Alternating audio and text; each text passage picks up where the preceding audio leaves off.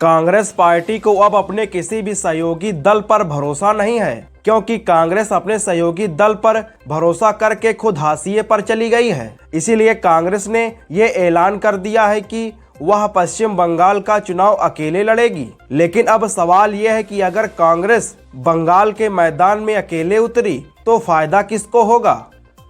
पश्चिम बंगाल में पिछले कई चुनावों में कांग्रेस की हालत बहुत खराब थी, लेकिन राहुल गांधी को ये बात अब समझ आ गई है कि कांग्रेस को अगर दोबारा खड़ा करना है तो उसे किसी बैसाखी की नहीं, अपने दम पर खड़ा होना पड़ेगा। और यही वजह है कि पश्चिम बंगाल में कांग्रेस ने अकेले चुनाव लड़ने का ऐलान कर दिया है। लेकिन यहीं से शुरू होती है असली टेंशन।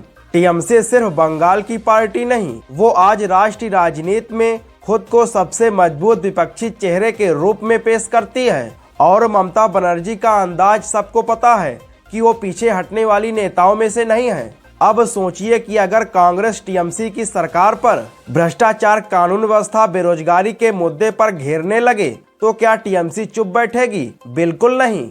अब सबसे बड़ा सवाल यह है कि क्या कांग्रेस बीजेपी से ज्यादा टीएमसी पर हमला करेगी? लेकिन जमीनी सच्चाई ये है कि वहां पर कांग्रेस को बीजेपी से लड़ने पर कोई फायदा नहीं मिलेगा। लेकिन अगर कांग्रेस सीधे टीएमसी के वोट बैंक में सेंध लगा दे तो टीएमसी को नुकसान हो सकता है। लेकिन कहानी का दूसरा पहलू ये भी है, अगर कांग्रेस और टीएमसी आपस में लड़ते रहे तो फायदा किसका होगा? फायदा सिर्फ बीजेपी को होगा।